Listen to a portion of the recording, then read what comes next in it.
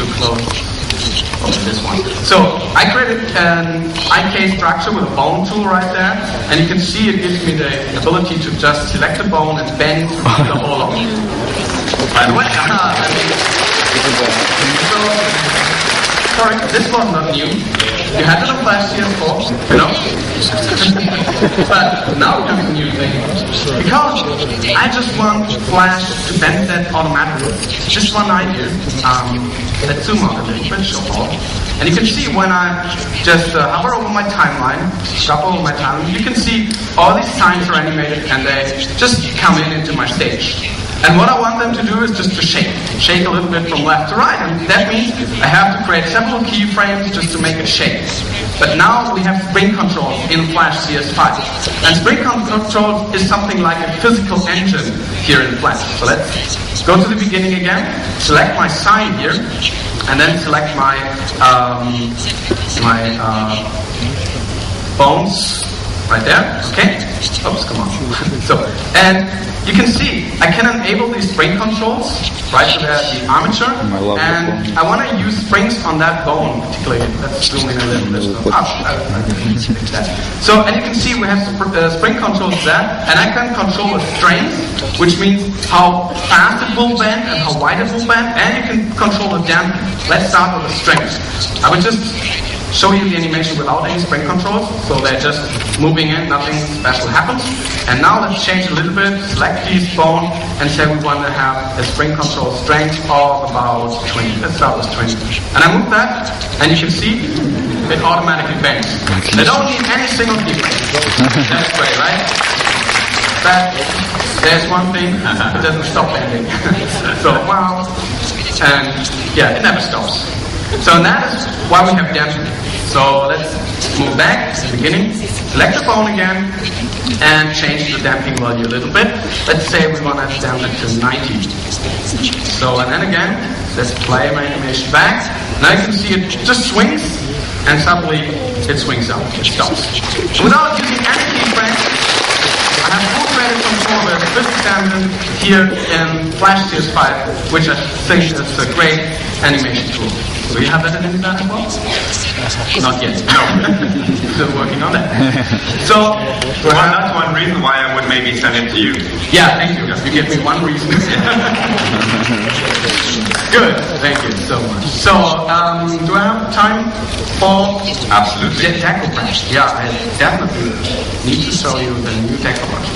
We have a Deco brush in Flash CS4. But with the Deco tool on Flash CS4, I don't know for which reason it was. And it was just in there to make it really cool. And that's what comes out.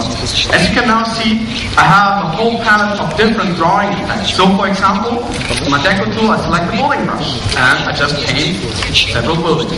Make it a little bit larger.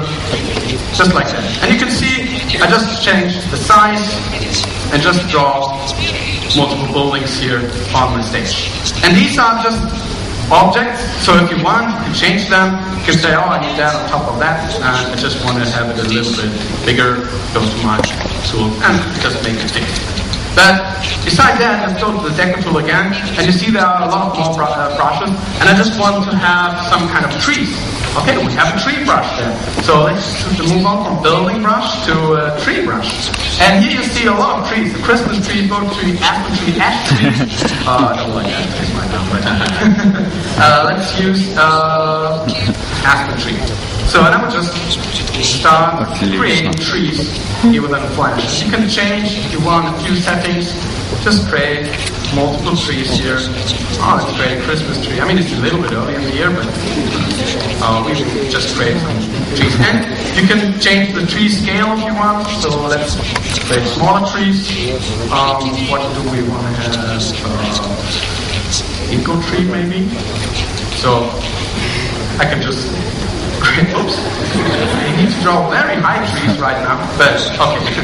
So that is the new Deco tool, which is really enhanced. You can create effects like smoke, like fire. So the tree brush, you have decorated brush, fire animation, flame brush. So if I want to burn everything I did, I use my fire animation tool, just burn it.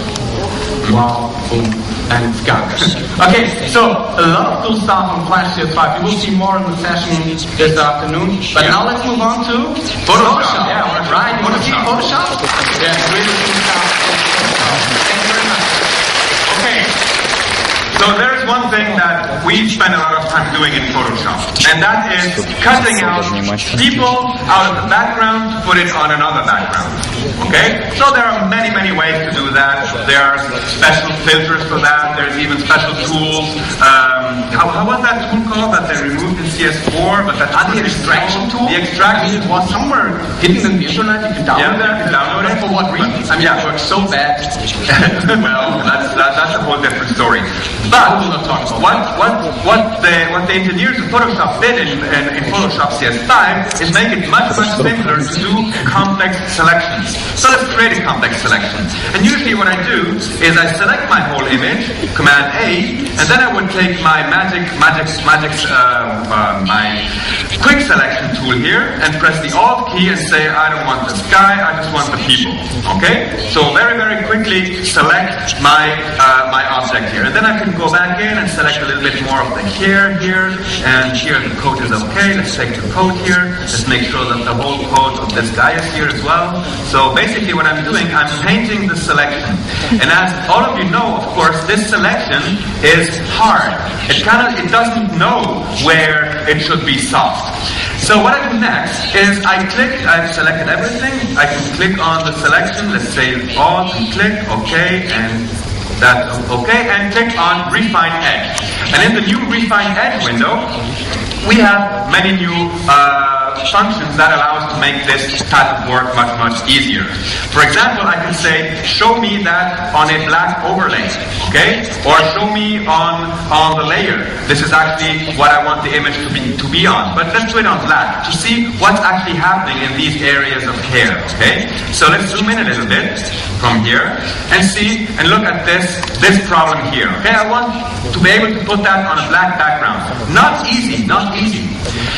But what I will do is turn this edge detection on. And by turning on edge detection, what Photoshop will do, it will look at all of the edges and start smoothing them.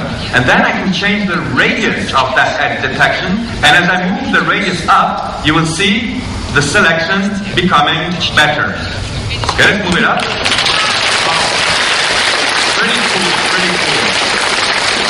Now, in this afternoon's session, I will show you maybe on even a more complex selection. But this is already very, very cool. So let's go here and smooth it a little bit to make it a little bit like this. Let's smooth it. We can shift the edge in and out, like something like that. And then, this is really, really cool. I can tell Photoshop to decontaminate the colors. What does that mean?